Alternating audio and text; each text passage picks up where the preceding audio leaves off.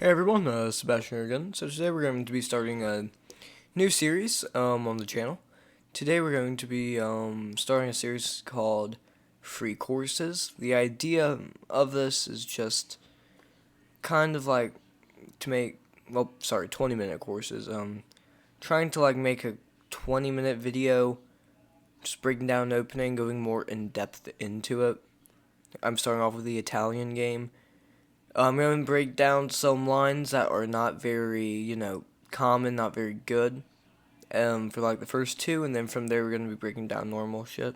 Um, we're going to be starting off first with some lines and just the ideas of the Italian. Without further ado, let's quit this dilly dallying and let's get into the video. The Italians after e4, e5, knight f3, and knight c6.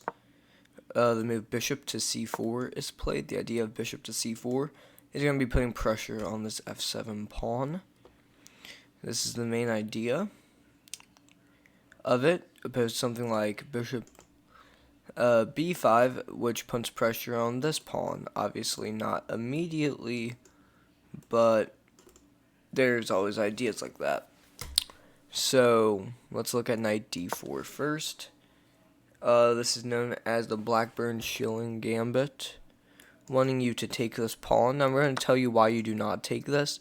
If you have not seen one of the a million videos on YouTube about this, it's because of this move. Queen to g5, trying to fork these. And after you take, arguing that you got a fork, takes, threatening this, and obviously you don't want the trade because it's mate. Well, not mate, but it's just losing. Bishop can move back. So instead you move your rook to f1, check, and if queen blocks, this is not, gonna be a fun thing to defend. And if bishop blocks, checkmate 1. So that's why after d4, knight d4, you're gonna play knight d4, knight takes d4. Now after e takes d4, just short castle. And here, if anything, like if knight f6, you push, or rook e1's also really good there. Either one's good. Or d3. Any of those moves are pretty good. Bishop c5, but mostly something like bishop c5 or this move d6. You're going to play this move c3. If takes, knight takes, and this is all you really have to know about this. Let's move on. e4, e5. Oh, not f3. Knight f3, putting pressure on this. Knight c6, defending this. Bishop c4, obviously putting pressure here again. g6. G6. Going for bishop g7. You're going to lash out with d4, and after takes, and bishop to g7, double pressure, you're going to take. Now, if takes, here's going to play short castles, go for rook to d1, check, like this. And from here, your main idea is going to, like, go here, take this. I can actually, yeah, after takes, actually just take this pawn. Yeah. So after knight takes c6 and b takes c6, here we're going to get short castles, knight e7 here. And if you get this, do not worry, this is completely fine. Your ideas from here, though, are just generally go like here. Well, not there, but like here, placing this pin, and like queen e2. Let's move on. So bishop c4. And here we're going to get into the main lines, which is bishop c5, is known as the gioco piano. Now, I'm not going to be recommending like c3, d4, c3, b4, or b4, or anything like this.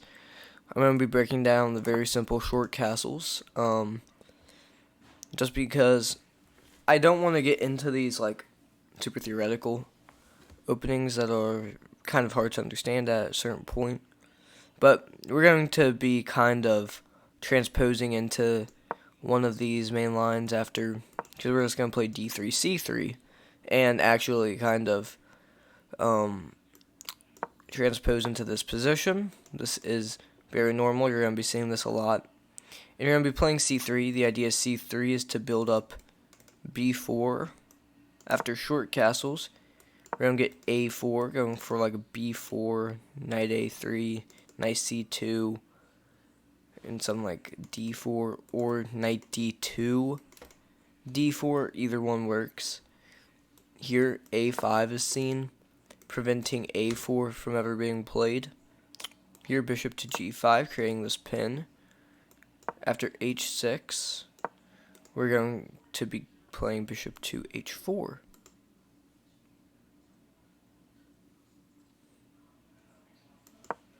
Yeah. Yep, d3, d6, yeah, c3, short castles. And if a6 here we go. Here we're going to play this move b4. Obviously getting this pawn structure. We're getting the center bathtub. And now the bishop has to move back to a7. Now here, play knight bd2. If the move knight e7 here is played, prevent sidestepping anything like b5 from being played. The move rook to e1's played. After rook to e1, we get knight to g6 and this move d4. Just, you're okay with this trade in the center because you're just super, you're just really good here. Yeah, that's really all you need to know. You are actually, I'm checking the evaluation right now. Give it a second. But yeah, here you just have big center control. Your pieces are developed well. This bishop can generally go to like b2. Or you can put this knight onto b3. But generally the ideas here are actually like knight f1, knight g3. Also are ideas.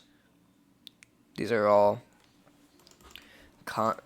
all of these are concepts, like knight b1, knight c3, or knight f1, knight g3 is what I personally recommend in these types of positions. Rerouting the knight like this, and this blue square is where your knight will end up. Yeah, it's taking forever to evaluate, so we're just not going to do that. e4, e5, knight f3, knight c6, bishop c4, knight f6, and here is going to play this move, d3. I'm not going to be teaching a fried liver because I don't want to have to teach well play against the Traxler or against the more recent gambit with knight takes d4. I don't want to break that down. We're going to be breaking down d5 first. Here we're going to be playing e takes d5. And after knight takes d5, short castles. It's that simple. After bishop to e7, you're going to play this move rook to e1, just getting this piece developed. If we get knight to b6, attacking this bishop, bishop back to b3, keeping pressure on this f7 pawn. If bishop to g4, creating a pin, and we get the move h3.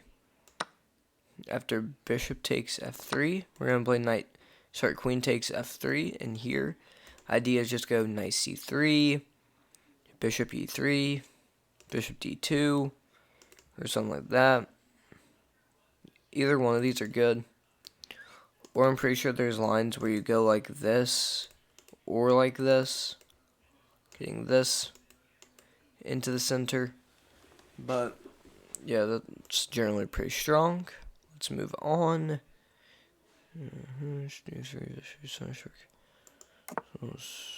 And after short castles here, rook to e1, d6. Okay, so this is So yeah, after this, we get the move a4, creating some counterplay on the queen side. And this is this is very normal for the Italian, is to get some queen side counterplay. After a4, a move that you'll generally see is bishop to e6. Here, we're not going to take. We're going to keep some pressure with this move, knight bd2, defending this. And here, very common moves, queen to d7. Here, we're just going to play c3. c3, it's a very common move, building up both of these ideas. Rook fe8 and b4. From here, very easy game plan. Get some queenside counterplay, possibly play d4 in the future. No. But here, what if after knight bd2 and what if he takes? Here you're gonna play knight takes c4. And here, it's pretty simple. If they play something like d5, you're just gonna play e takes. After knight takes, you are fine because you just actually win this pawn. Yeah. It is, you really cannot take this. No. Because this pawn's a pretty big weakness if they ever push this. And your knight's just kind of on a comfortable square. You can kind of just reroute it over here. Like this. Possibly get your queen involved in the future and just attack. You have big prospects. So, for any black players out there, for any people who are playing that position with the black pieces, do not take that. Alright, broke that down. Short castles, rook e1, d6, a4. And if knight a5. Here we are going to play this move, bishop to a2, keeping pressure down this diagonal, and you're pretty fine here. Possible positions from here like b4, but c5, preventing this move b4 because now they will take it. You're going to play knight to a3, and now you're going to try to get this knight onto c4 in the future, or put this knight here, but normally I'm going to put it here. Onto c4. Or I've seen people try playing like this, but try playing like c4, knight to c2, and knight e3. I've seen that in the past, trying to get their knight here. Knight c6. Here, just getting this developed, going for here, c3. The idea of c3 is to always prevent this knight from coming to either of these squares.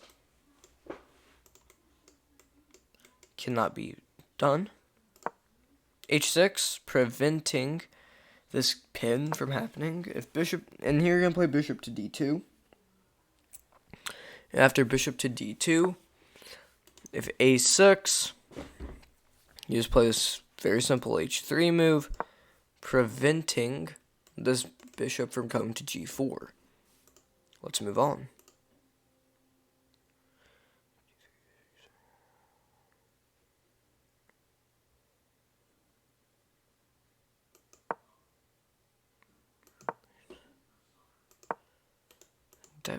Oh, I guess I put that in twice. Oops. Okay. And final line. e4, e5, knight f3, knight to c6, bishop to c4, knight to f6, d3. Now here, the move bishop to e7, short castles, as we have seen multiple times, rook to e1, d6, a4, h6, c3. Now this is a new variation. You're playing a4 here in c3, once again, just preventing this. Knight h7 here, going for something like this. a5, getting some possible counterplay. a6, knight bd2, knight to g5, h takes g5, bishop takes g5, and knight to f1. Now here, bishop takes c1, and queen takes c1 should be played here. And yeah, that is the end of this. Go do something productive with the rest of your day.